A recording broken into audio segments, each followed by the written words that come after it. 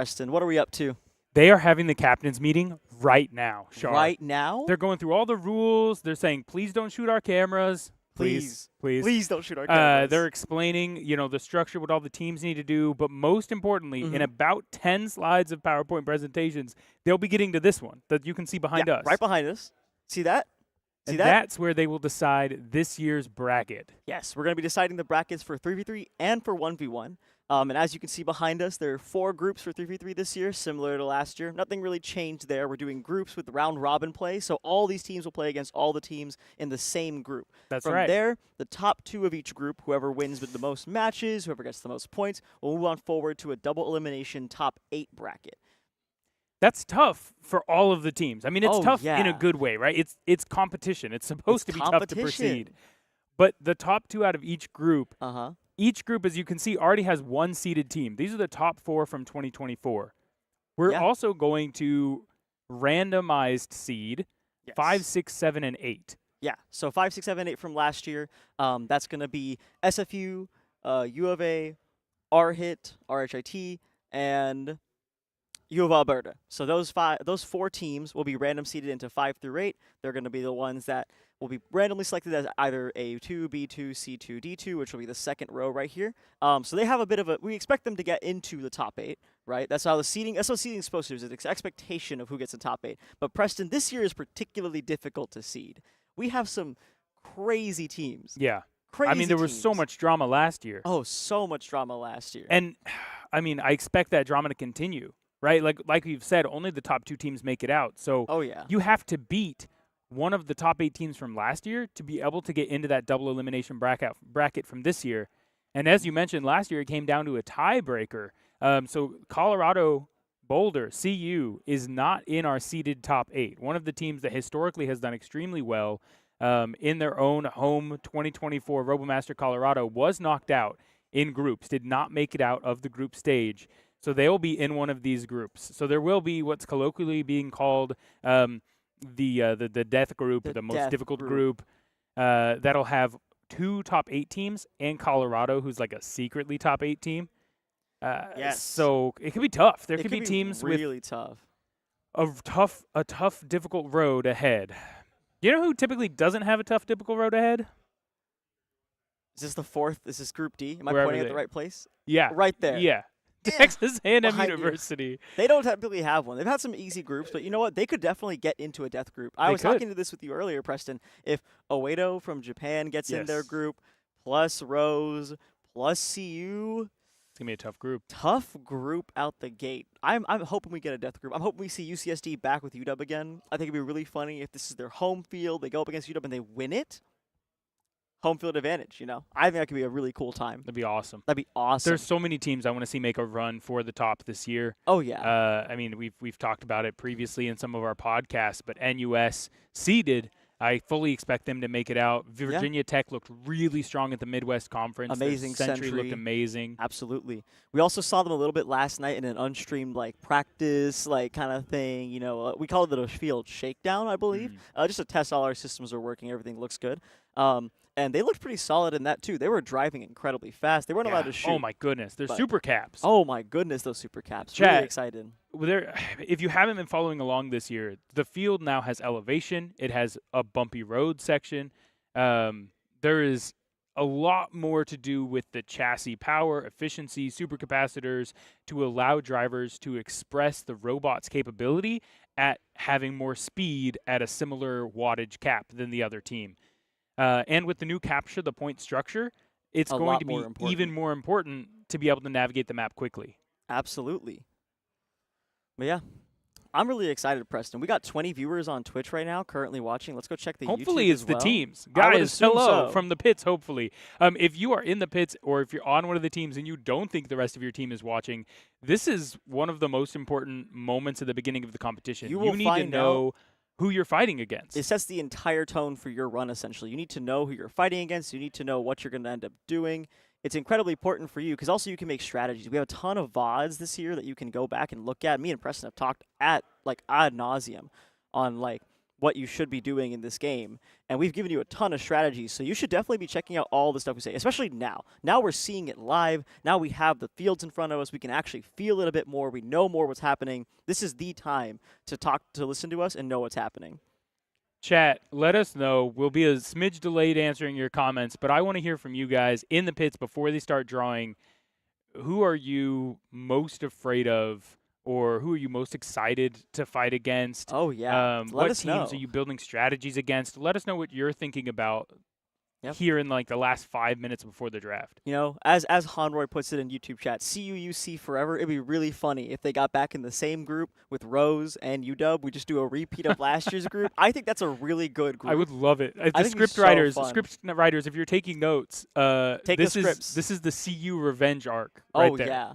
CU revenge arc. Also, chat, to let you guys know, fun little thing we're doing as well this year, a clip contest. You guys on Twitch, on YouTube, you have a clip button. I don't know if you're aware of it. Google it if you don't know how to use it. If you make a good clip, you clip one of our streams, and we like it, we're going to review all of them at the end of the day at the rep stream that we're doing every week, or every day, sorry. Every night, Every night after comp, we're going to review them on the rep stream, and if you win that stream, you are going to get a free subscription to the Robomaster NA channel, and you can skip all those ads you got hit with at the beginning. I know you got hit with them because I got hit with them on the commentator PC because I'm not signed in. So I know you don't have Twitch Prime yet. And if you don't have Twitch Prime yet and you want to use your Twitch Prime sub right now, go ahead and slap it onto this channel as well. We're going to be streaming every single day, the whole competition. Incredibly important that you don't miss anything. You don't want to miss anything. It's going to be right here at San Diego. Incredibly excited. We are very close, by the way, to them drawing. I can see them in the corner of my eye. Oh, my goodness. Super excited about it, Preston. I'm so nervous. NYU in the chat. Yeah. Thanks for being here.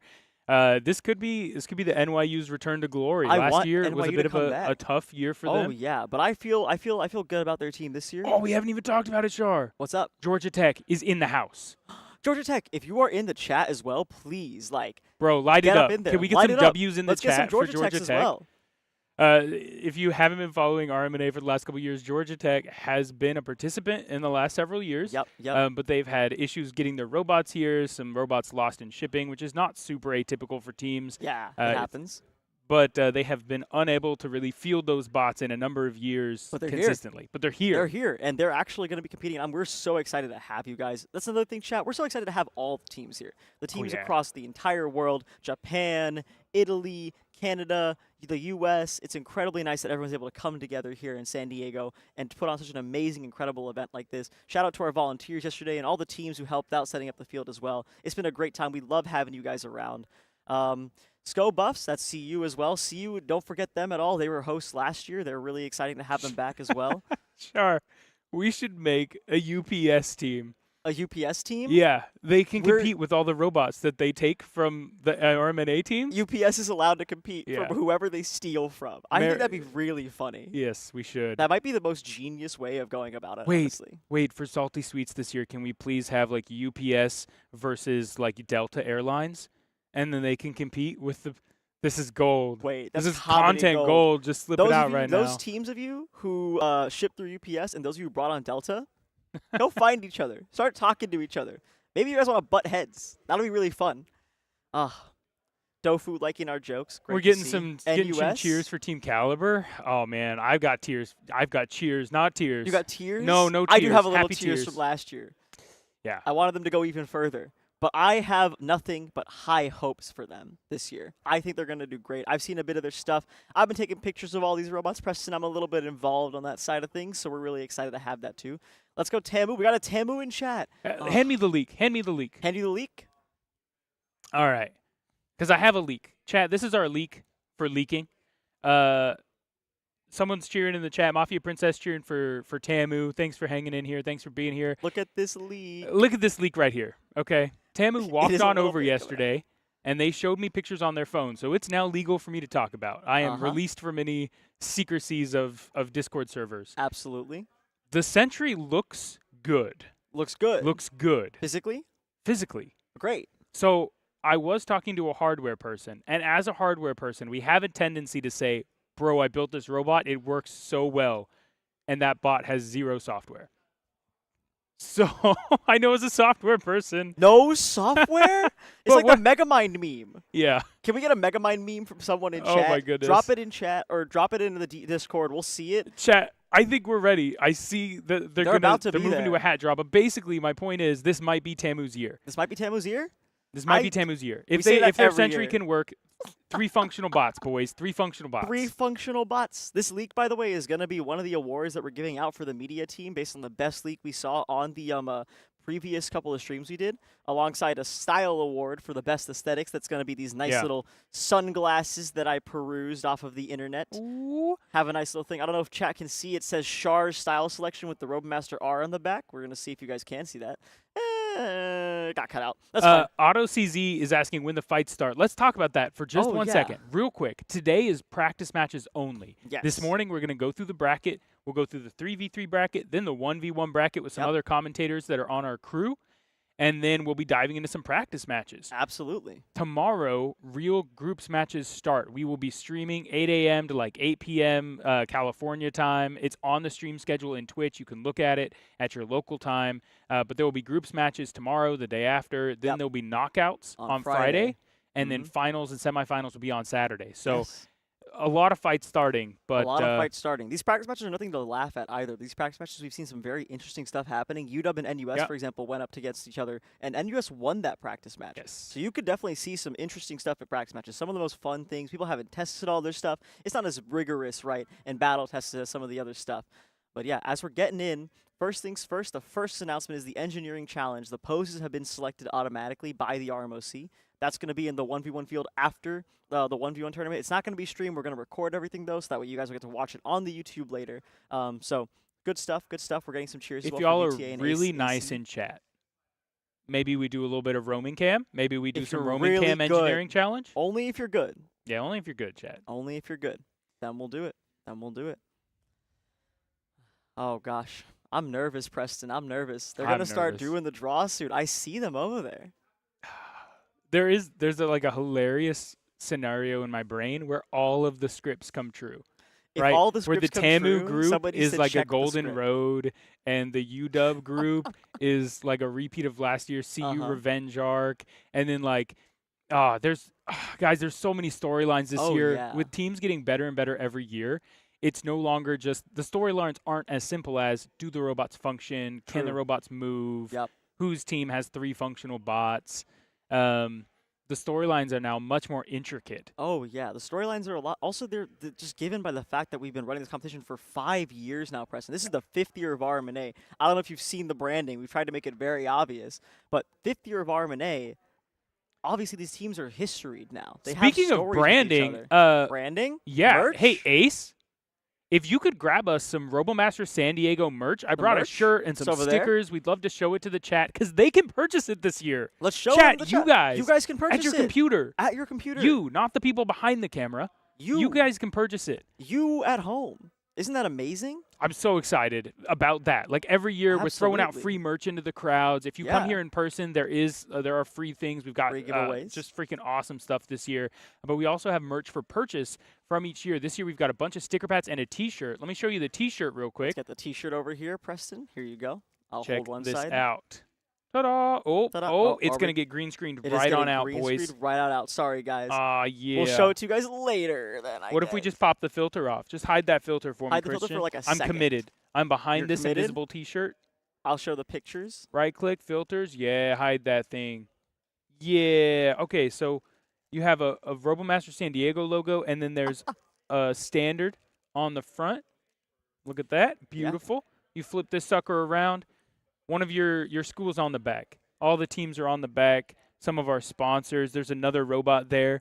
It's a really tasteful, like, beach color. Oh, yeah, exciting. And it's only $30. You can go to shop.rmsandiego.com and get it right now. On top of these stickers. No, wait, don't hide the filter. They're gone again. They're kind of back. There we go. Stickers. We have tons of stickers this year. Tons of options. We've got, like, hundreds of them. I got so many here that I can't even hold all of them up. but those are going to be $2 each. You can put them on anything, slap them on anything. You can slap these on your water bottles, slap the shirts on your body, do whatever you want with it, and we will be so happy to ship them to you, do whatever else, I believe. So yeah, go to shop.rmsandiego.com, support the competition, support the teams that host for us. Shout out to San Diego, shout out to UCSD. Incredible hosts so far. It's been a great time to be in the venue with them. Please, please make sure that you do that. Yes, Fantona, we are right next to the arena. I can see it physically with my eyes. They're currently working on it, actually. We can go ahead and put that filter back on whenever you are ready. Christian, thank you so much to our production team. They're so strong. They're so good at what they do. The best. The best at what they do. Chat. All right. So we've got NUS's groups. engineer is scary, by the way. Yeah. Dude, a couple of the engineers are looking. Oh, they're looking great. Really good. I'm excited. So excited. Next year. Oh, yeah. Calling it. Next year? 4v4? Oh, I was calling RMUC. Oh, you want to go the full thing? I'm looking for the big move over. I'm looking for the one-stop shop to 5v5. Don't even worry about a middle ground. Yeah. You know what, Preston? I kind of agree now. I got dreams. I got dreams as well. Chat, let us know your thoughts.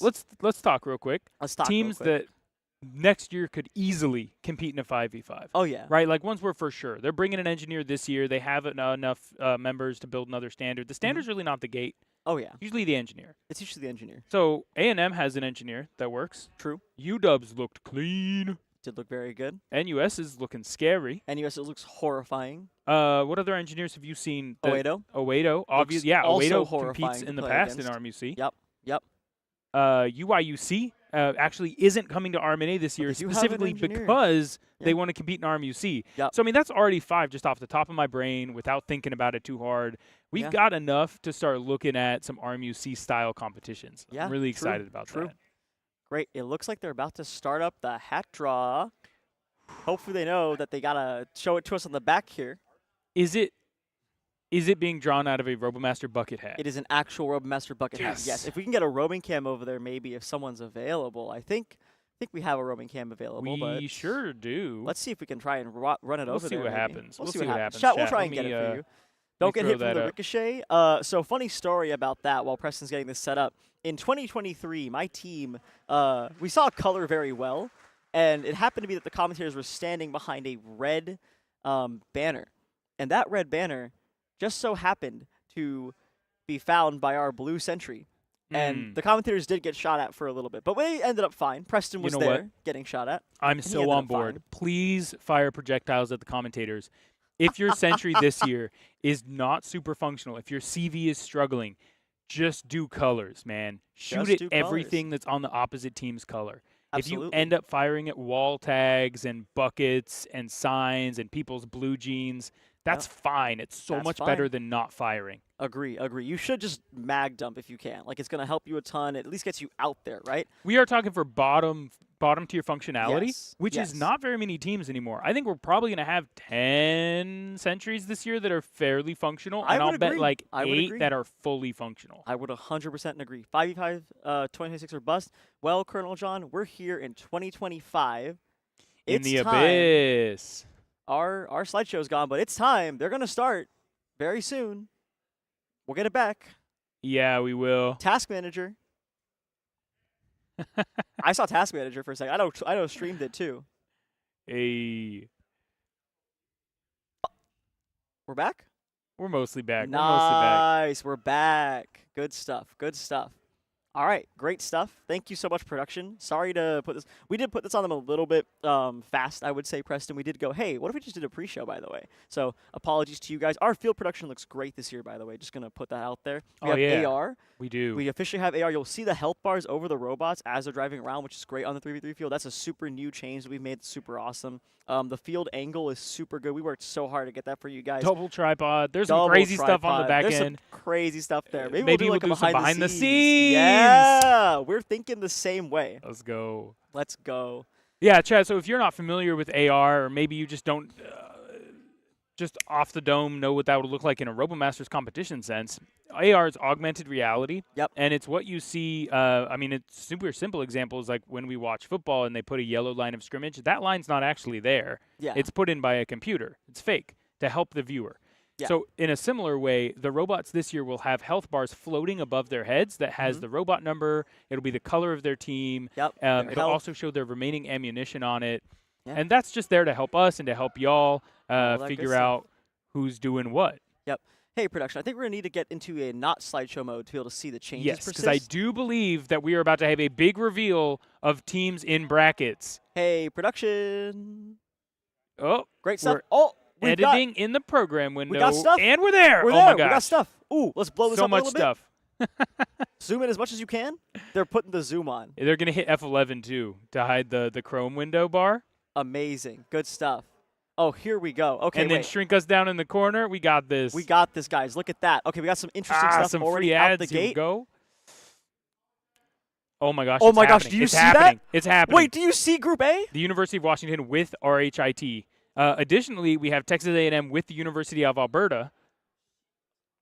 But the more important part, University of California, UCSD San Diego is back with the Holy University smokes. of Washington. 5th year in a row. The script They're writers in are the going same one. crazy. The script writers, Preston, they're actually writing the script. They're oh just my lying goodness, to us. bro. Group B is VT, terrifying. Purdue, CU with Purdue and VT. Oh my That's goodness. just Midwest again. Okay, Group C's done. Group C's done. Let's Group look C's at it. entirely done. Yes. Let's talk about Group C first then.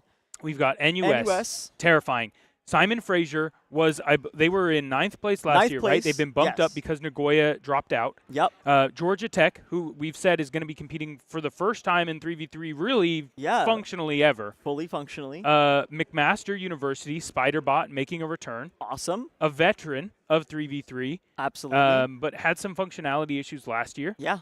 And then the University of Minnesota Twin Cities. Wow. That is an interesting group right there. I feel like SFU especially against like McMaster, that's an interesting matchup. We had them last year a little bit, but I'm curious to see how that's going to go. That's where I think there's going to be the really fun matches between the two. That's really awesome. Great group. Group D is officially Texas versus Canada.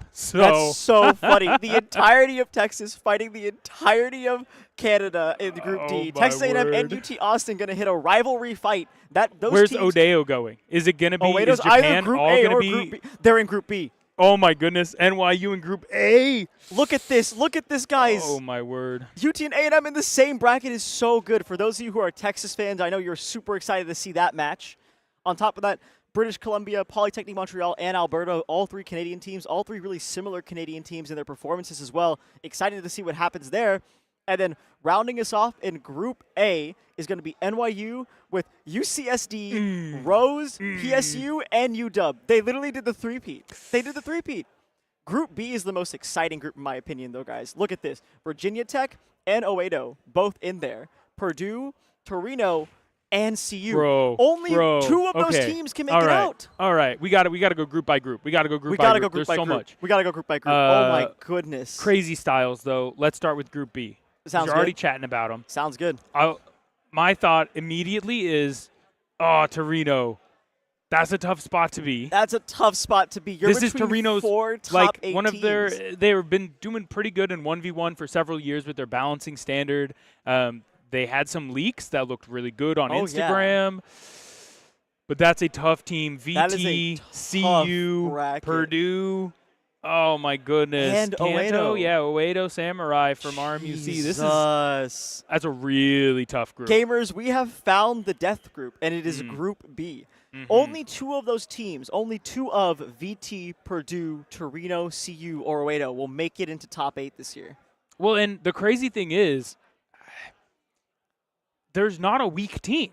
There's not a weak team? There's not. There's not even a team where I'm like, oh, I feel so sorry for this team because they're just going to get stomped. All three of those can definitely – all five of those could make it into top 8. I mean, those are going to be the most hyped matches for sure.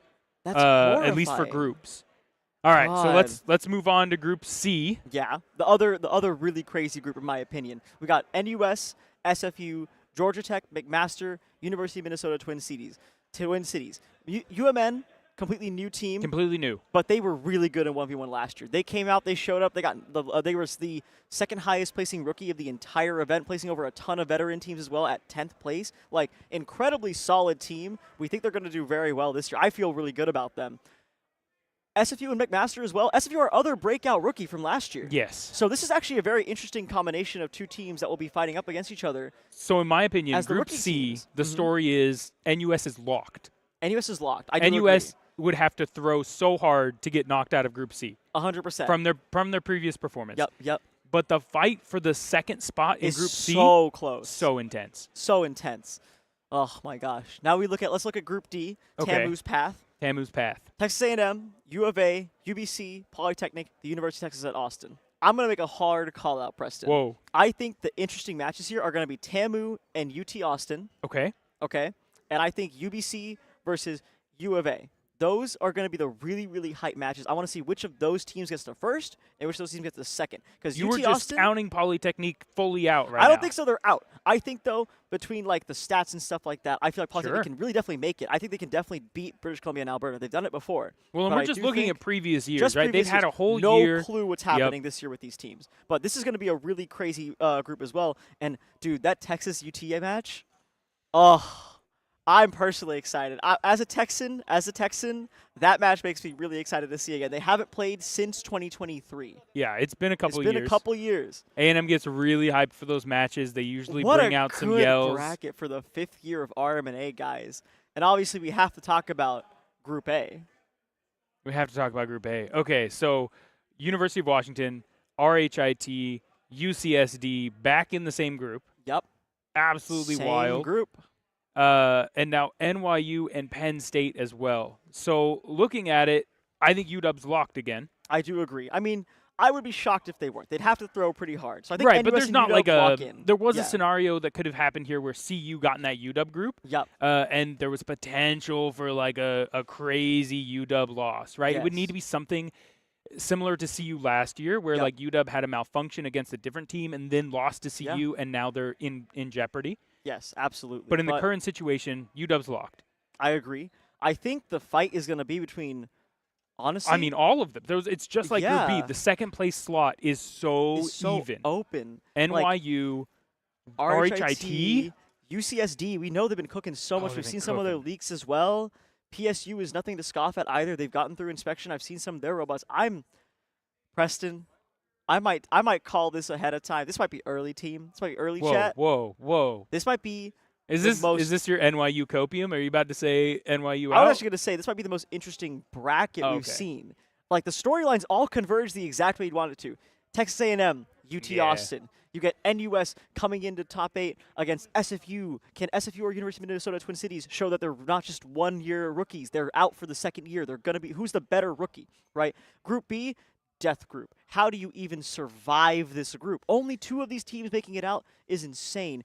And finally, Group A, University of Washington, and then one of the other 4 groups teams. Oh my goodness, Preston, this is an amazing bracket. Absolutely phenomenal. Chat, let us know your thoughts. Let us know. Char, to your point, this is the most exciting bracket ever. Absolutely. And I think so much of that is attributed to the fact that each of these teams has put in so much work to become a really competitive team. Yeah. You can shuffle these cards up mostly however you want. Yep. And you end up with really exciting brackets. Shout out to every single team that's here competing. Shout out. In the early years, some back behind the scenes history for y'all. 2021, 2022, I actually pushed to try and have the brackets released like a month in advance. Yeah. I wanted to do like a big production show of it, let teams strategize, maybe even tweak some things. And the sentiment was if you did that, some teams just might not show up because they got in a death group and like there was no chance. And I think the awesome thing is every team has persevered through those tough early years. Absolutely. And we're now at a point where I don't see a group where I'm like, this team will never make it out. They could pack it up. Every single team at Rmna 2025 could make it to top 8 in this bracket. This top 8's going to be cutthroat. cutthroat. That's going to be awesome. Chat, I know some of y'all just got a commercial. You just got an ad. If you give us your Twitch Prime sub, or if you take a Tier 1 sub, you will get ad-free, obviously, for the whole month. So you'll get the entire comp. Yeah. That's true. If you were not here earlier, we're having a clip competition over on the Rep channel. Clip stuff from the RoboMaster NA channel. Yeah. We'll watch your clips, and then one subscriber a day, or one follower a day, from the RoboMaster North America channel, we will gift a subscription to. Yeah. Awesome. Sounds good. That's 3v3. Wrapping up 3v3. I think we should maybe swap it off to the 1v1 side. Heck yeah. Yeah. Let's get some one. Steven for sure. Steven for sure, king of 1v1. Yeah, bring another commentator over here. In. You're going to do this bracket reveal for 1v1. Chat, I'm going to try and grab a couple reaction cams. I want to get right in their face right now before they have time to talk to their teams with the roaming cam and see if we can't get an answer to how are you feeling about your group? How do you feel about your chances? Absolutely. Sounds great. All right, we're going to swap off then, chat. Thanks for joining us. Me and Preston will be on later. Not today, but tomorrow. Too much outro. Let's get out of here. We're not going anywhere, chat. You guys are staying right here for Ace and Steven. Ace and Steven are going to be here talking about 1v1. Bye, guys.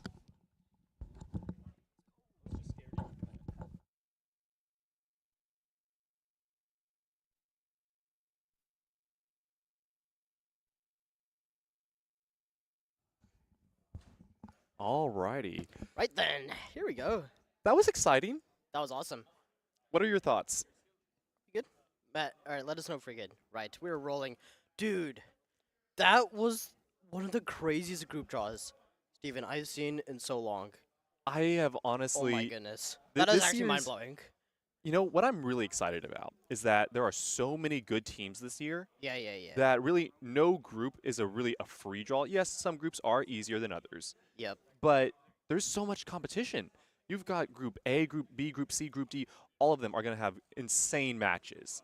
And it's going to be just nonstop action from the get-go. Oh, totally. I mean, we already talked about Group B a little bit. I mean, I assume that was the main focal point for sure, and for sure in Preston, but those matches are going to be bonkers. And I'm looking at some of the Group D matches as well.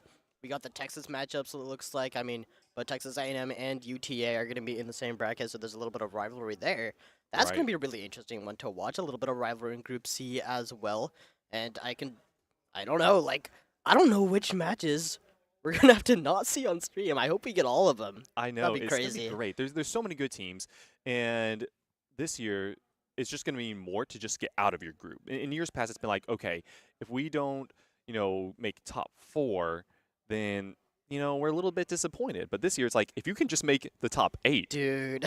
That's an accomplishment. You should get a trophy. You can make it out of group. Especially if you're in Group B, you should get a participation trophy just for making it. Just to get out of that group. I mean, just to win a match, to be honest. I'm being real. When we were talking about this, we think a lot of these matches are probably going to be split. You're going to have 1-1s. You're going to have tiebreaker matches. You're going to have, score comparisons. Last year we had the issue. We had the one drama between CU, it was RHIT, and UW, where they were counting the base health, the remaining base health. It was just down to the wire. It was I think it's so gonna be close. that close this year too. The margins were just so ever thin, and so I think we're going to get a similar result this year, where you're going to have razor thin margins between who makes it out of the group and who doesn't make it out of the group. And this is crazy. Some specific matches that I'm really, really excited about, honestly, are going to be, I want to see Kanto Union from Team Oedo Samurai versus Virginia Tech and Robo Grinder. We've seen Robo Grinder at the Midwest Conference. We've seen them here just practicing. They look fantastic.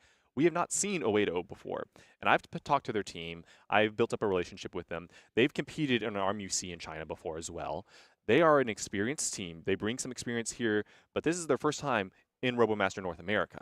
So we'll get to see how they adjust. This is a new field, new teams to go against, new strategies. How will they adapt, and what will the result be? That's something that I'm really looking forward to. I don't know about you. What matches are you looking forward to? Oedo for sure. I mean, we saw some of the videos, especially because we've seen them compete in China. So we already kind of have an idea of what they might bring to the table. And by very premise of having competed in China, you kind of get a little bit worried already. Right. But one thing I am looking forward to is the Midwest matchups. I know someone in chat mentioned it earlier, but we do have a little bit of Midwest rivalry going on in Group B.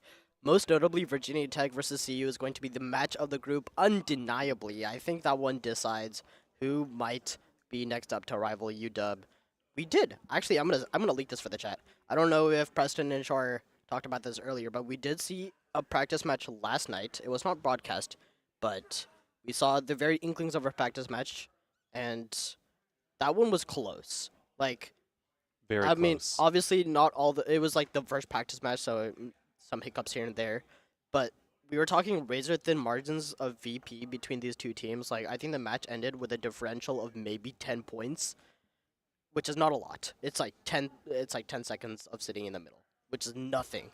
So the fact that CU and VT are that close in a practice match, gives me an idea of what we might see in the next few days. And you have to wonder if some of the teams from the Midwest Conference that had access to this format, if you will, this capture the center point format, if that's going to provide them an advantage over some of the other teams. So much. Because this is a new game, new strategies are going to be implemented, and so maybe those teams that experience this in Midwest already, they're going to have a little bit of an edge over some of the other teams that haven't yet, gotten the feel of how the game works, how much time do you have, how much pressure do you need to apply, when do you need to retreat, when do you need to, go around, all these different factors that these Midwest teams, I'm thinking Virginia Tech, Purdue, Colorado, RHIT, these teams, they've had experience on the field, not this exact field, but they've had experience with this format.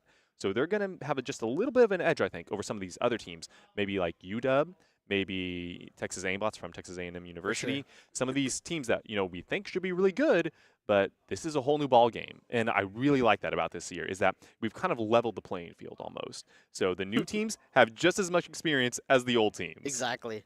Well, we've leveled the experienced playing field. We've quite literally unleveled the actual playing field.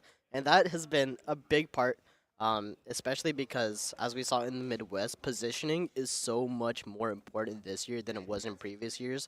In previous years, we would kind of just see base rushes, and that's what it ended up devolving into for the most part. For the vast majority of matches, you can't base rush. You can't. It's gone. The base is gone. And now positioning is actually important. We saw this in Midwest in the Grands, and it blew my mind just how much strategy there. The game looks so simple at first glance. You just sit in the middle, right? But when it comes down to it, the angles, the high ground, it gets intense. Well, and you go back to the different teams that we've got here. There's so many different robots. I've had the chance, I don't know if you've had the chance yet, to go through the pits and look at some of the robots. There's the variety this year. In years past, we've had, a bit of I don't want to call it cloning going on. Yeah, there's some kit bots. There's definitely some, some meta builds where the teams will copy each other, take inspiration from another team. This year, I'm seeing so much variety. I'm seeing heroes with giraffe necks. I'm seeing short and stout heroes that are like really wide. The variety in the robot design overall is just so different compared to years previously, where I think you'll see different teams implementing different strategies. And that'll be really interesting to see, all right, is staying back the way to go? Well, maybe in some cases, but maybe, you have a really aggressive, low-to-the-ground hero that can just take that center buff point and stay like underneath the walls, high behind, use the environment to its advantage. And I think it's going to be so cool. We haven't done the 1v1 group draws yet. And you're going to be helping me out on the 1v1. That's going to be the next point of discussion. I am waiting because if it is anything like this, like these 3v3 group draws, I'm going to lose my mind. It's going to be ridiculous. There are so many new teams. I'm thinking Duke. I'm thinking University of Texas Arlington.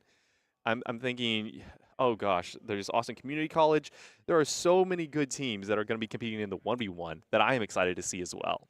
What are the odds we get Texas A&M, UTA, and Austin Community in the same group? That'd be so funny. If we got a Texas Texas group basically in the 1v1, that would be really awesome. That'd be so funny. As a native Texan, I would love to see that. I mean, I don't even know who comes out on top. I mean, I think the favorite's obviously going to be Texas A&M in that trio, but either way, you got to imagine UTA is going to have a decent shot. Indeed, indeed. And I think it shows the growth of this community as a whole. The fact that you've got so many teams from one state, and California even, where we're being hosted right now. We're being hosted by University of San Diego. There are 3 teams from California this competition. Santa Barbara, UCSD, what's the third one? Oh, no, I'm thinking of it. Sorry, my bad. You're right, too. But I know there are other teams in California that are thinking about starting teams. And so the fact that we have, so many teams just throughout the nation, and then we're getting some of these international teams as well. So we've got several teams from Canada coming. We've got, obviously, Torino, Oedo Samurai from Kanto Union. They're our second Japanese team. This competition is growing at almost an exponential rate. We have grown so large. This is our 5th anniversary, and I'm just like thinking ahead, what is our 10th anniversary going to look like? I mean, at this rate, think about it. 30 teams, that's like 2 to the 5. So that means at 10th anniversary, it's going to be like 2 to the 10. Which, if you keep following the same scale. Anyways, I don't. So teams. We're going to lose track of the names. We're going to be fumbling over it. Oh, it's going to be so bad. at that point. If we But get to a 64 bracket, dude, like, at that point, out of 64 bracket, will we be even running groups at that point? Like, it's a whole different ball game. we'll have to do something. I don't know what we will do, but there will have to be some workaround there to fit everyone in, because that is just unfathomable at this I don't point. even know. Yeah. But it's going to be great. I'm really excited to see also a lot of the team members here. Because I'm removed from the competition now for several years. And so all the people that I knew that used to compete, they've all graduated. They've gone out. So Yep. I'm seeing new faces everywhere I look. And I'm Yeah. like, who are you? What team are you on? Kind I of want to get to know surreal, you. right? Like, you spent so long in this competition, and now you're, like, looking at your own team, and you're like, I've never seen these guys in my life. I don't recognize anyone from my former team. I'm looking around. I'm like, I recognize Oh my 2-3 people, and then the rest of them, all new faces. And I'm just like, I need to meet all of you. And I know that's impossible just with so many people at this competition, but I want to meet everyone. If I you get are it, I at get this competition, come say hi to me. I will be over here with the production desk. We'll be at the 1v1 field, the 3v3 field. Come introduce yourselves. We would love to say hi. I want to get to know you. So if you're here in the venue, come say hi. Ace, you'll be here as well. Preston, come say hi to us. We love meeting new people here at Rmna. We No, love straight up. expanding the connections. We love building the community, and that's what this is all about. Dude, I think the amount of people I've met in the last, like, day or so has already blown my mind. I mean, I think I'm meeting most of the newer team captains for the first time. Dude, I had not met Jack from CU prior to today. I love despite Jack. despite his, like, prominence, obviously, because I wasn't around last year. So I met him for the first time a couple days ago, and I was like, this is the legend, and those are the people I want to meet. So if you one of those people, which I know every single one of you are, I want to come meet you, especially because these bioengineers, y'all are going to be the future. And I think we're going to see some more of the future here in a couple of minutes with this 1v1 bracket about to hopefully get started. What would you like to see? What is your group of death, if you will? Oh, If you wanna I make don't one. know. I can't even think about that right now. I'm still my mind is still reeling from the 3v3 group. I can't formulate an opinion on what a group of death in the I 1v1 get you, I would get be. you. But the thing is with 1v1 also, we don't have a group. It's just Swiss. Oh, it's just Swiss. Yes. So yes. we will have, teams power ranked accordingly to their placement last year. So by Swiss draw 3, we should have some really intense matches Yeah, from the top teams. all the 2-0 matches. Yeah. Right. But 1v1, we've covered 1v1, we've covered 3v3, the engineer competition as well. We have several engineers at this competition, and I'm really excited to see that at the end of the week when we transition the 1v1 field into an engineer field. Uh-huh. That's going to be really fun. Right. Okay. We have an interview scheduled up right now. Preston, I have come back here to find some of the group members, not in the captain's meeting right now, but they were watching live as we did the brackets. I'm here with a member from CU to chat a little bit about how you're feeling now that bracket picks have been made. What are your thoughts? What were your first reactions? I was like, wow, that's a serious bracket for us specifically.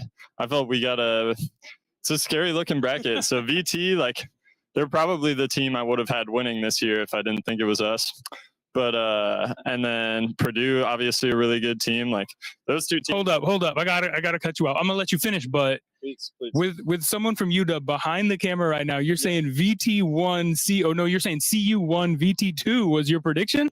Yeah, that's what. Oh my goodness, we should have had him on our bracket hot takes panel. Okay, keep going.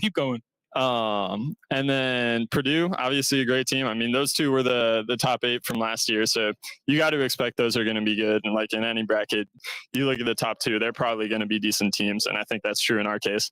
The one that like has me a little bit scared, I guess, is the third kind of wild card, which is our team from International. They're Oedo Samurai, I believe. Yes, and so I believe they're from Japan, and they've been competing in RMUC, so they have like China knowledge, like the overseas RoboMaster knowledge that's pretty terrifying to see the team possess. So we'll see. I have no idea what that's going to look like. It's and that's why it's scary. It's kind of something, an unknown quantity, if you will. And we also have Torino in our group, and like they're a team. Like, I think they've had a balancing in the past. They seem to have a strong technical knowledge that could be really scary if it was put into place well this year. So looking at our group, I'm excited, but I'm nervous. I think we've got a lot to look forward to, and got to like really lock into all of our matches and groups. So. There's a lot of chatter recently about kind of y'all's revenge arc from last year. Obviously, your placement last year is something that did spice up the groups. No matter where you ended up this year, it was going to be a spicy group. But I think you've got a correct assessment of the group. Torino, in my opinion, has been poised for the last couple of years. Mechanically, they've been great. They've had small issues. They were one of the first teams in NA to get balancing on there, and they've been dropping Instagrams though. I mean, y'all might go troll their Instagram now that they're in your group, but they've been showing some stuff about how ready they are with their hero in it, looking clean. So, thank you so much for chatting me without groups. Stay tuned, guys. I think it'll be awesome. Back over to the main desk to look at 1v1 polls. I have no idea, but.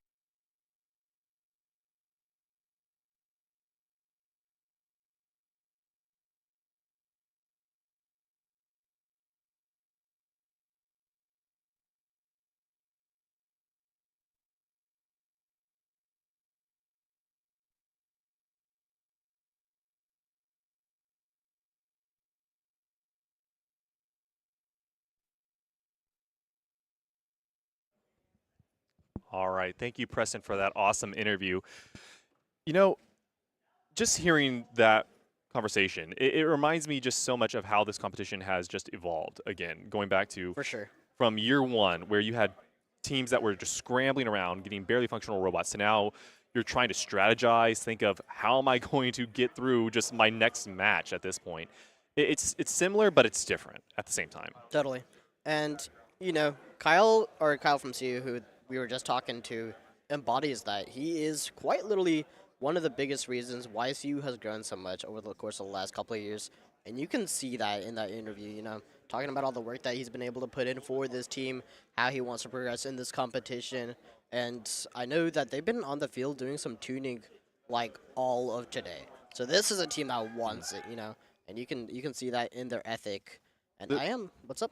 Oh, I was just going to say, you're absolutely right. And the fact that we have this level of team and this level of commitment just shows this is not just your average engineering competition, Definitely right? not. This is not your old robotics competition from high school. This takes the stakes up to a whole new level at this point.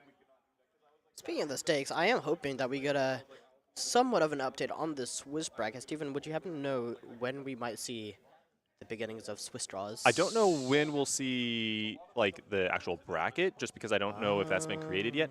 But okay. It is set in stone, and it's based off of the placement from last year. So UW placing number one, they are sure. going to be the number one team. That makes sense. The number two team will be CU, and then number three, I believe, was in US, if I'm not mistaken. Team Caliber. Gotcha. I think they will be the number three team, but it'll go down in order of placement, and so you'll have your teams that are just matched up that way. And then each progressive round will be the same thing as we did last year. Basically, your teams with similar records will play another team with the similar record. So your 1-1 teams, they'll play each other.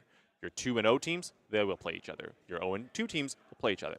And that ensures, that you'll be playing someone of equal skill level.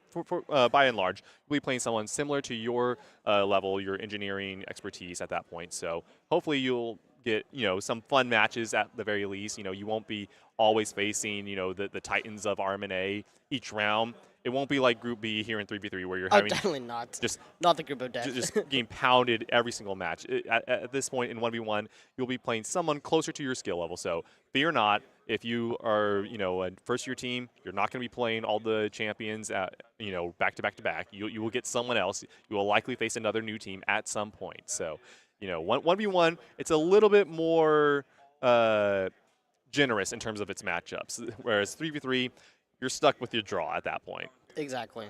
I am truly hoping to see some teams break out during the 1v1. One of the teams I've definitely got my eye on is Purdue. We saw them a bunch during the Midwest, and they were looking pretty solid. And I think you mentioned that Midwest buff a little bit earlier, Steven. That's going to be absolutely huge this year, I think, because the Midwest this year was so much more productive this year compared to past. We could actually see robots getting on the pitch, doing full matches, and that makes you think that those Midwest teams are going to be looking extra special. Purdue is going to be on the top of my, I don't want to say like dark horses, because they're already like a pretty well-established team, but they're like my dark horse to break into the top four. So I totally want to see that happen. They got pretty close last year. Yes. Just getting out in the bottom of the eighth, but Exactly. And I think there's several teams that are on that cusp. I know Shawar and I, a couple of months ago in our podcast, talked about this. There are several teams that are right there on the edge of making that leap to the top 8. I'm thinking SFU, Team Ascension. You mentioned it, Purdue and Boilerbot. Honestly, I think Rose-Hulman Institute and for sure. the Thornbots, they are right there on the edge as well. Honestly, there's so many teams that have that capability to get there, and they've just been limited just by the, a technological difference at that point, or maybe some teams' CV is too good, or their hardware breaks and they can't just progress. So reliability is an issue. And this year, I think we won't have as many of those issues. I hope Finger not. crossed. I hope I didn't just jinx everyone. not. If I did, and your robot breaks on the field, I'm sorry. You can come take up your complaint with me personally. If that happens, I will take full responsibility for that. But I think for the most part, a lot of the teams have, they've been through this process enough times now that they managed to work out those reliability issues. I know you are a little bit more in contact with UCSD than I am, being an alumni yourself. What is their what is their outlook for this competition? Well, they're looking. I want to say they're looking decent. Yeah, I've not been in like super close contact as an alumni. I try to I don't want to be like super hands-on, but from a distance, you can kind of tell they are gearing up, getting some last-minute tuning in. We do expect to see them take the practice field later today, and at that point, we'll have a much better idea of what exactly they are going to be working with, as we will the other teams. A couple of I really want to see some of the new teams take the practice field. Hopefully, if I know you mentioned Austin Community College. And if they are able to get some practice field time, I know they're only participating in the 1v1, but either way, getting that bot out there in the next 24 hours is absolutely monumental to your team's success. So I'm super hoping that we can get those new teams out there, get a look at the robots, because to be honest, I walked around the pits, and I've not seen a whole lot of the new teams. I've seen a couple of them. Okay, Have you been maybe I to the just missed 1v1 them. pits? No, that's probably why. That's probably why. A lot of the new teams are just competing in the 1v1, and so That they're makes in the sense, yeah, 1v1 only pits. They have a little bit smaller space just because they don't have as many robots to, bring with them and work on. But I've seen a couple of them. I'm thinking of sense, UTA yeah. specifically. I was able to look at their robot, and it was driving around. It was firing. I don't know if they passed inspection. Unfortunately, I don't communicate with inspection that closely. I'm over here in production side of things. But I've been watching them, and they had the most insane meta leaks that they gave us. It was like Inception. It was like a leak within a leak, and there was, you got to solve the clue, solve the Rubik's Cube at that point, flip through.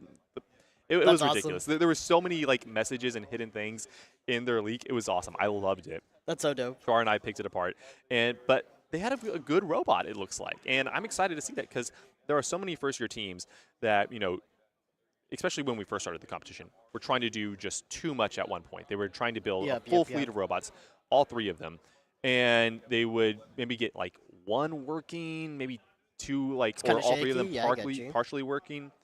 But for the rest of them, they would take, just one robot. I'm thinking Austin Community College, UTA, Duke. They just build one robot. They focus on that one robot, and they make sure it is working, that they have it locked in. And then they come to the competition, and they can compete at that point. Yes. You remember NUS from way back when, and every other team is working on getting, their fancy model-based CV systems up and running. And NUS shows up, and they have the most simple control scheme. They don't have CV at that point. This is a couple years ago at this point. But they don't have CV at that point in time. They just have a well-tuned yaw, a well-tuned drive. It didn't even Beyblade at that time. And they went and they smacked everyone. It was awesome. And it just goes this to is a show few years you. ago, but It goes to show you, there's the difference between previous year's competition where you could get so far in the competition just by having baseline functionality and reliability. That's not going to get you very far this year. I think it'll get you a decent bit, but we are being told that a 1v1 bracket is about to be formed. This is going to get real interesting real soon, Steven. Okay. Let's take a look at it. I know it's ready. And this is Swiss draw. So you're going to be having these teams play in a Swiss format. For those of you, again, who aren't familiar with the Swiss format, the way it works is you have the teams ranked in order of their placement last year, and they're going to be matched up. And then the teams will then progress throughout the tournament, playing teams with a similar record. So you have number 1, our first place team from last year, ARU Dub. Number 2, CU from CU Robotics. Then you have number 3 in US, Team Caliber. Number 4, TAMU, the Texas Aimbots. Number 5, RHIT, Thornbots. Number 6, PSU, the oh gosh, I just forgot PSU's team name. That's okay. There's PSU. RoboX. Thank you. I remembered it now. But the way this will work is these teams are going to go through and they're going to play teams with a similar record. Now you see some of the new teams to our lineup here at the very bottom. That is because they don't have a record from last year. So Georgia Tech, Oedo, UCSB, UT Arlington, Duke, ACC, those teams did not play last year. So they are placed at the bottom of the Swiss bracket. So they will have to work their way up through the bracket in order to play those top tier teams. But the beautiful thing about Swiss is that within, like 3 rounds, you're already playing teams with like a 3-0 record, a 2-1 record. So you could have a really close match with a top tier team just within 3 rounds. So it's really exciting. Steven, we gotta talk about the elephant in the room. 2nd seed CU and the 25th seed Oedo.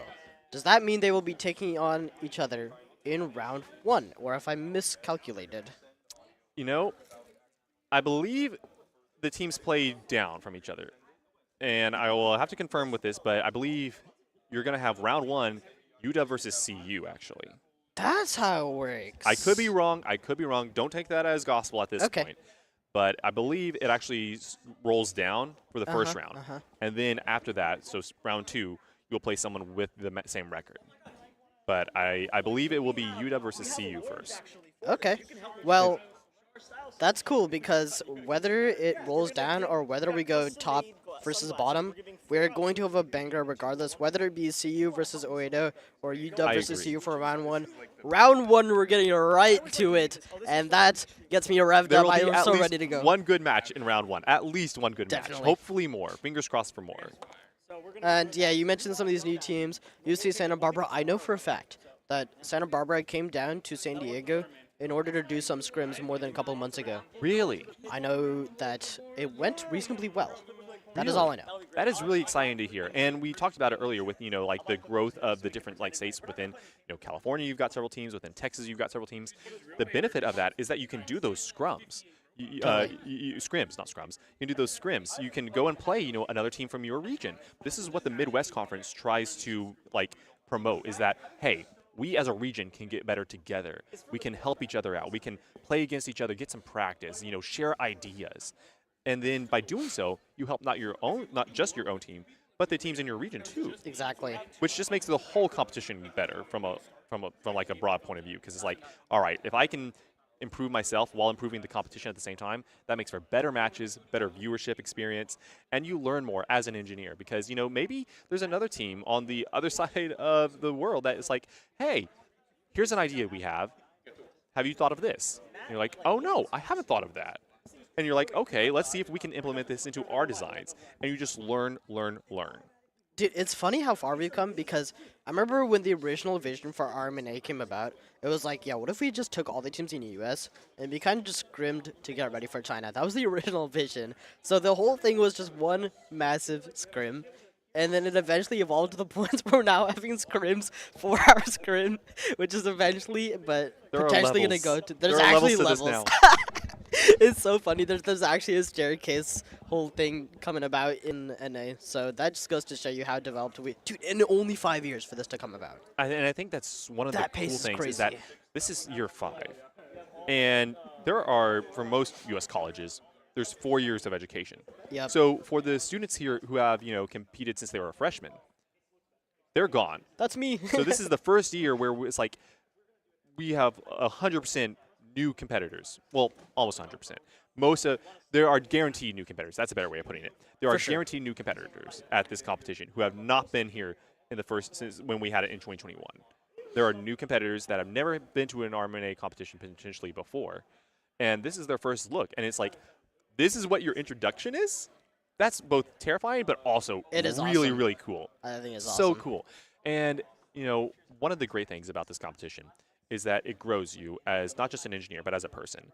And I know personally, for me, some of the friends that I made during RoboMaster, I still talk to and I hang out with. A lot of these people on this operations team are friends that I made during RoboMaster. And so you make these lifelong connections that, you stick with, that you get to hang out with, you get to talk to all year round, and you just grow. You grow as a student, you grow as a person, which is one of the great things about this competition. I don't know what your experience was like, but I know for me personally, when I joined, it was during the 2019 COVID pandemic. Yeah, and yeah, so same time. we were very isolated.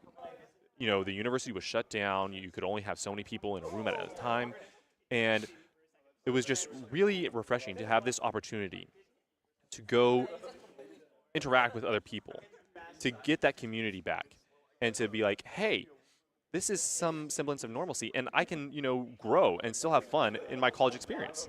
And that was really cool because it was like, wow, I wasn't really big into a lot of club sports, but I had competed in some high school robotics, and I was like, okay, what's something that I can do in college that will give me scratch that itch, if you will, right? And then lo and behold, Texas Aimbots, I found them, and I was like, this looks really cool. Let's give this a try. And then it was, it's history from that point. I made so many friends, had such great experiences. Tell me about your first year, because I don't think I met you your first year. I remember the picture of you holding the on the the pose, Sentry, yes. the Triton Sentry himself. I'm so happy that one has been etched into stone. At that point in time, I think we'd put our Sentry, and it had already been loaded away somewhere, and we decided we needed a Sentry, and I hopped on the rail, and I was just went, I'm the Sentry now, and that picture is gone everywhere. I think it's awesome, but oh man, my first year, so I joined the same time you did. That was the very first competition all the way back in Texas. I remember that competition specifically because it was so hot our PLA melted. Oh, no, I did not know this. It was really funny. Anyways, that was the whole thing. But our first competition was about as eventful as it could be. We'd only come in with one single functioning robot. It was our infantry. That was also the year where we won our first game by pure virtue of our driver being so incredibly gifted with his aim that it just worked out. That's the only way we won. We didn't have any CV. We didn't have anything else. In fact, we were happy enough just to have a driving robot. But how UCSC has come since those 5 years, and how every team has come since then, those were some good times. And now that I've graduated, one thing I'm beginning to notice is that each of the, like you mentioned, we got some new fresh faces coming in. And now that all of us who've graduated from being these 4 years, the communication from the top level down in between teams is going to become that much more important. Yes. Because it will decide whether you stay at the top, whether you make it to the top, or whether you crumble. Passing down that knowledge is essential. That knowledge transfer, and it can be so difficult for some teams. We've seen it before where, I'm thinking specifically 2022 VT. You had a graduation of their alumni from the 2021 year where they did so well. And then 2022, that knowledge transfer, it just didn't happen. And so you had a step back in performance. And now, with the position that they're in now as one of the favorites, you realize that knowledge transfer is so important. You have to continuously be investing into your younger members. You have to be mentoring them. You have to be teaching them, showing them, hey, here's what you learn in class. Let me show you what I've learned through my time in RoboMaster. And so if you're a prospective college student, if you're a freshman in college and you just found the stream, please consider, joining your local RoboMaster team. If your university has a RoboMaster team, if they don't, think about starting one. We have so many resources now in this community and so many individuals that are happy and eager to help you figure out how to start a team, how to manage, a budget, how to create a structure. What is the best thing to prioritize when building a robot? How to source your materials for the robot?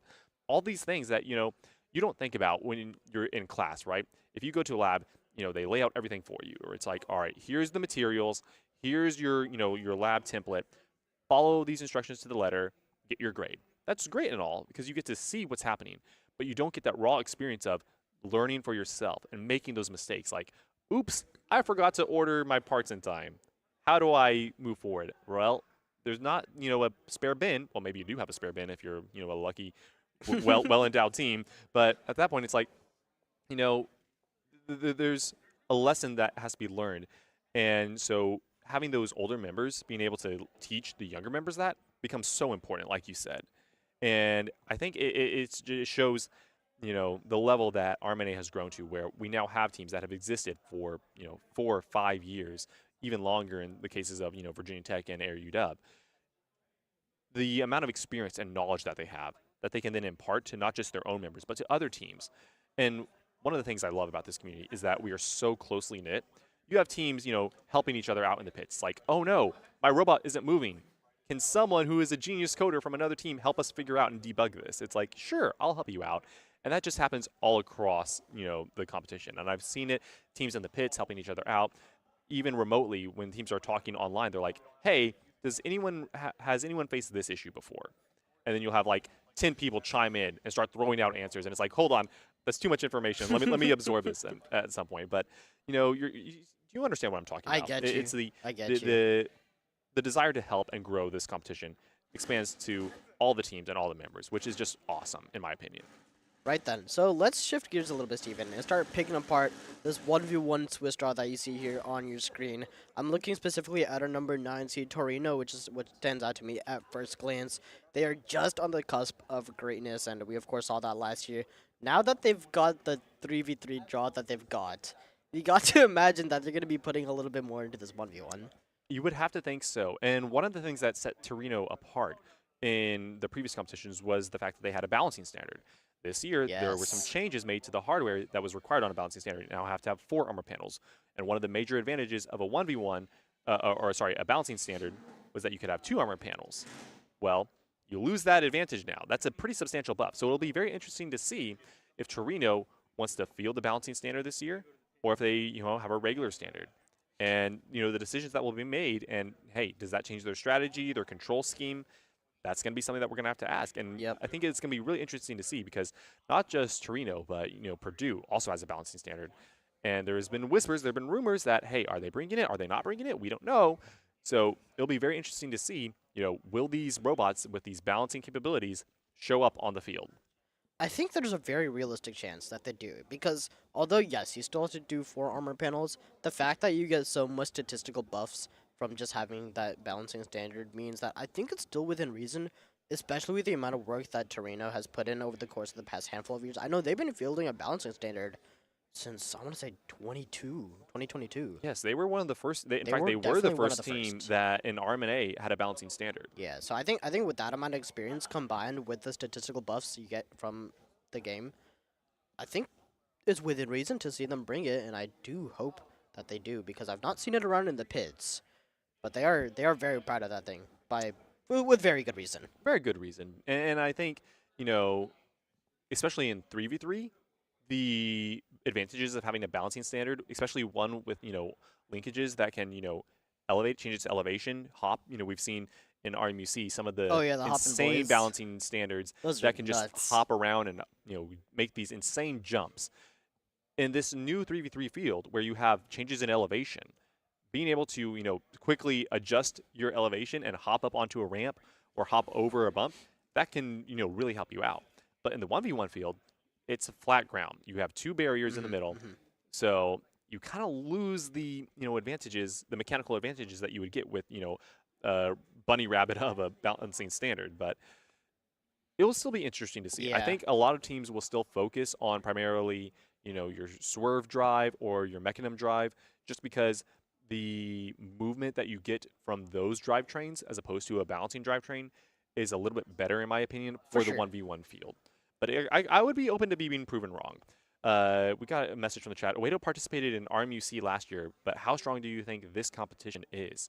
That is an excellent question. I don't think that this competition, in terms of difficulty, really comes close to RMUC. Yeah. But let me clarify that.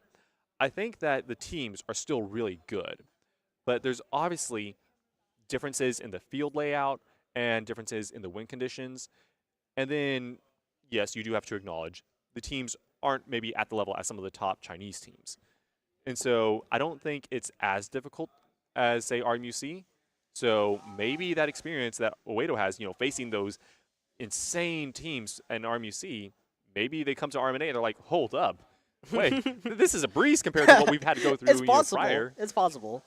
I mean, you also have to acknowledge the fact that although Rmna is not at the level of the mainland competition, I think the rate of the growth might be arguably faster. You look at the vast majority of these teams, and they are all 5 years old or less. UW, of course, being the exception. But the vast majority of these teams are 5 years or younger. Yet, at the rate that we've seen them improve, it definitely rivals that of some of the top mainland teams, which gives me very good signs of hope over the course of the next handful of years. I think it's within reason to say that in the near-ish future, Rmna could very well be at the level of the mainland competition. And I think that's fair to say. You spoke to it. A lot of the teams are young still, compared to some of the Chinese teams which have existed for 10 years. Little decades at this point. Yeah. This is the 5th anniversary of Rmna. This is the 10th anniversary of RoboMaster as a whole. Yeah. And so a lot of the mainland Chinese teams, they've existed for a long time. They had, going back to that conversation we had earlier talking about the experience and the knowledge transfer, they've had time to perfect that to like an infinitesimally, am I saying that right? I think so. Yes. I That's not a long. I was an Matt's engineer, nodding. He not says an yes. English major, so I'm gonna take that. But they have had that time to pass on that knowledge and to work through all those growing pains. Whereas a lot of these North American teams and these teams from overseas, such as Torino and the Japan teams, they haven't had as long to do that, and so they're still growing. Even the best teams here, I'm talking about NUS and Team Caliber, Air UW. Yeah. Our best teams, they're still growing every year. And so there is still room for growth. And I think that you are right. In maybe 2 years, 3 years, we will see the RoboMaster North America competition reach that level where it is on par with RMUC. I hope so. Even right now, I think if I were to make a guesstimate, I would say that our best team UW is maybe middle of the pack-ish for mainland competition. Would you agree with that assessment? I think that's a fair assessment. Yeah, And so that's our there's- scale we're looking at. Yeah, I think there's definitely some teams that these North American teams could play well against and have a good chance. But I think, we will get to the point where, by and large, the majority of them. Here's the difference. I think our top teams in North America are in that mid-tier level. Probably. But I yes. think the majority of our teams fall below it. I think so. And I think, give it 2, maybe 3 years, we will see that floor rise. Yep. But don't go anywhere. We are going to transition. We've got another interview coming up in just a few moments. So we're going to go have a quick chat. We'll be right back. All right. Before we go, though, I just want one one more question. thing? What is the Triton Robotics fight? Shout? Ooh. The fight shout? What do you say? It's I know I'm an Aggie. We say gig 'em. What do you say as a Triton? I don't know if we've got anything like that. I'm trying to rack my brain for it. But Can you show me the hand sign at least? Oh, yes. The hand sign is awesome. I'm gonna go real close to the camera here. So what you want to do is index finger to thumb, and you get a Triton. Triton. Go Tritons! Go Tritons. Go Tritons. Awesome. We love to see it. If you're here locally in San Diego, if you're a UCSD alum, come on by. We are in the East Ballroom. This is the East Ballroom. Yep. All right, we are in the East Ballroom. Teams will be here practicing. The real competition matches don't start till tomorrow, so today is just going to be practice. But it's going to be a good chance to see the teams do some testing of their robots. Feeling out the field, navigating. Just stress testing. So make some time. Come out here to the Price Center, East Ballroom on the 2nd floor, and check us out because it's a really cool competition, and we would love to see you in the audience watching these teams, supporting them. Yep. We might get a tiny bit more time to chat after this interview, Matt. They are. I think we're getting the interview set up, so okay. we'll keep Sounds talking good. for now. We'll keep talking for a little bit. But what is your favorite? Here's something, and this is going to be helpful for all the teams. What is the best place to eat on campus? Ooh. I am pondering. So we got a couple of different spots. If you head, so we're on the 2nd floor of this whole venue. If you go right downstairs, you get some boba, which is very important. Everyone should go try the boba here. We had boba yesterday. We had an opportunity to get the boba. I got a big order. We all got boba to the operating desk. It was awesome. To the media desk. So that's always a good place to try out. And if you head down, there's also some standard, food hall stuff. There's a Burger King. There's a Subway. I But had the Burger King on the first day I was here. We That's showed right. up, and we had not had anything to eat. Yeah. And we were like, we need something in our bellies. It's just And so Burger King. It's like front and center. It was right there. I was like, perfect. Let me go get some Burger King, get something in my gut. Oh my god. Yeah, so those are just standard food hall stuff. But if you're looking for the true sauce, you're going to walk about 5 minutes across campus, get to a place called Taco Villa. Now that's what Taco we're Villa. talking about. Okay. Taco Tuesdays, which is, by the way, worth going to today. I love tacos, and today is Tuesday. You're going to have to take me down there. I think we're going. And I think if you see this, you should meet us on Taco Tuesday at Taco Via. It's Google Mapsable. Come say hi to us. We'll be eating tacos at some point today, hopefully. Okay.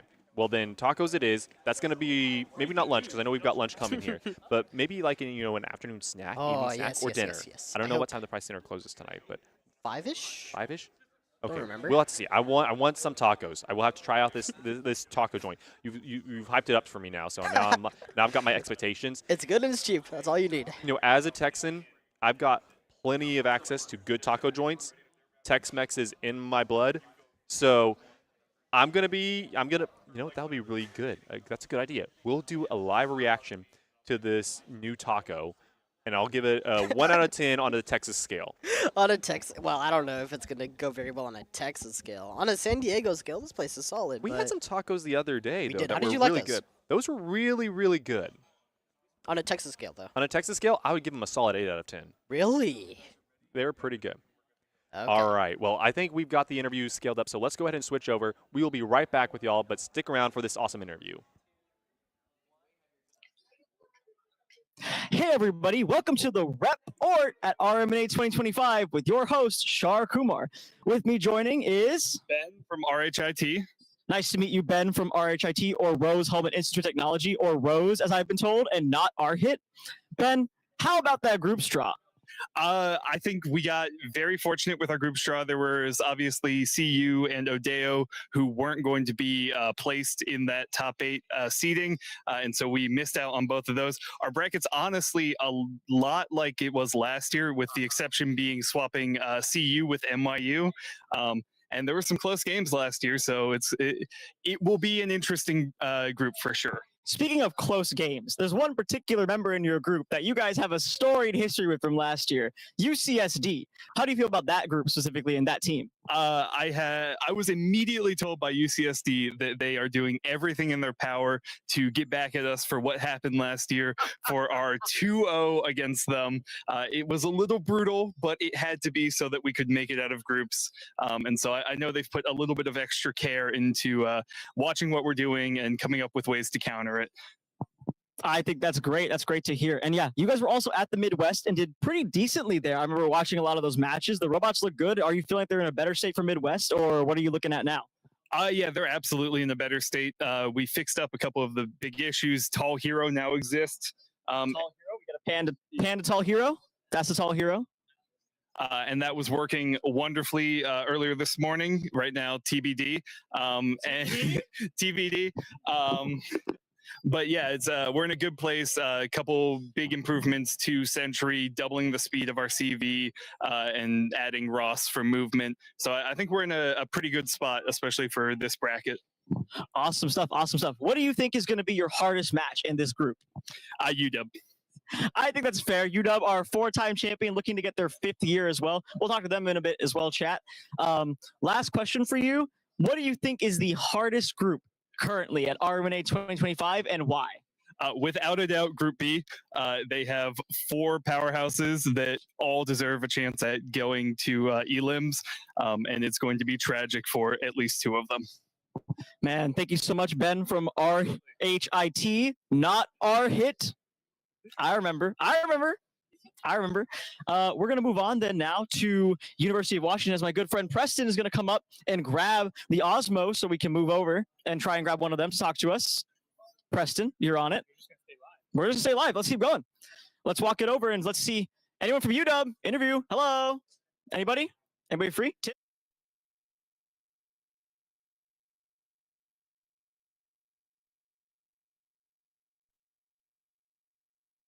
Group today. Pretty good. I think our group is going to be a little challenging, but that I think that we have a pretty good chance of getting out of it. Solid. That's what I heard from other members in your group as well. What do you think is going to be your hardest match, though, if you had to pick one? In the group? Yes. Our hit. RHIT getting that hardest match as well. They said the same for you guys, so we'll see. I think that could be a bunch of interesting ones. That one's not a surprise. Absolutely. We've heard, so you guys feel pretty confident you're getting to eliminations, I'm assuming. Yeah, very much. Do you think you're hitting all the way to first place? I think there's a pretty good chance. I think that other teams have advanced a lot this year, and that there's more of a chance of us not winning than there have been in past years. So we'll see what happens. I'm rooting for you guys. I think 5-peat would be awesome. We're thinking about getting you guys 5 crowns to wear, like 5 little rings, so you can wear that if you guys win the 5-peat. It'd be great. We're really excited here at the commentary booth to see a 5-peat. It's like gotten to the point where it's like your guys' dynasty for 4 years. At some point, there's like, oh, UW's always winning. Now everyone's like, oh my God, we want UW to keep always winning. How do you feel about that? We're a little surprised by that, honestly. Like, we're kind of used to being villainized a little, both by the color commentary and by the community. So it was a little bit of a surprise when our, reveal video went out and y'all were like saying good things about it. And overall, just hearing that people are like, oh, that sounds like a thing that can keep happening is a very new thing to us.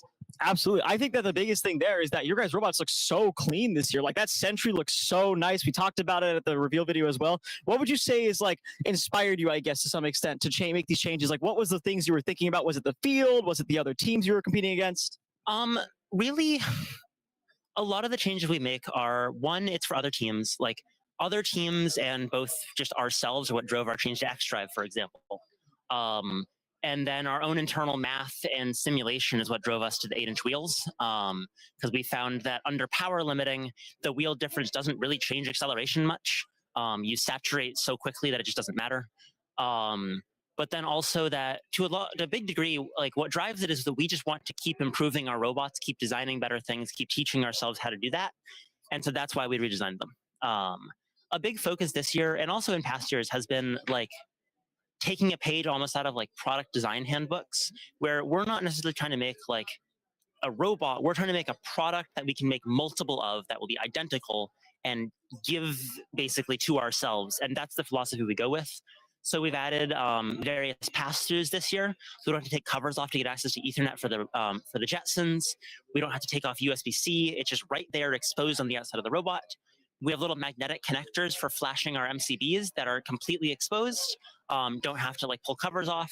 A bunch of stuff like that to just simplify everything and make it more cohesive together. That's awesome stuff. Like we were talking on the stream, it's like Apple's level of engineering in our mind. It's like sleek, it's powerful, it's usable, it's user-friendly, and that's the biggest parts about it. Absolutely. Tim, last question for you, and then we'll leave you alone to get back to the awesome engineering you're doing. Which group do you think is the hardest, and which match are you most excited for? I think Group B is the hardest by a long shot. I think I'm going to be calling that one the Group of Death for a while. Probably the most Group of Death we've seen ever. Yeah, last year was interesting, right? But this year, the combination of what is it? CU, VT, like they both, had a really good fight against each other at Midwest. And then combining like Oedo Samurai into that, and then also Purdue is going to make that a really interesting matchup. Great. And what are you most excited about match-wise? Like, what's your favorite? What's your match you're most looking forward to? You're going to be in that audience. You're going to watch it for sure. I'm tied between the VT CU group match and whatever match is happening as Oedo Samurai, because like past years they've been good. And so I'm interested in seeing what the robots look like this year, because I haven't seen them in the competition yet. So. Yeah. Great. Awesome. Thanks so much, Tim. We're going to move it right along and send it back over to the commentators. Thank you guys so much for joining us with the Report Rmna 2025. I'm Shar Kumar, and this has been your live interview with the Pits. Bye, everyone. Awesome. Thank you for that interview, Shar, those interviews. Thank you to Ben and Tim as well from RHIT and AIR UW. That was really cool. And I love that we're getting to interview these teams now. I'm sorry. You should introduce yourself first. Oh, hello. I'm Nikhil, and I'm one of the other,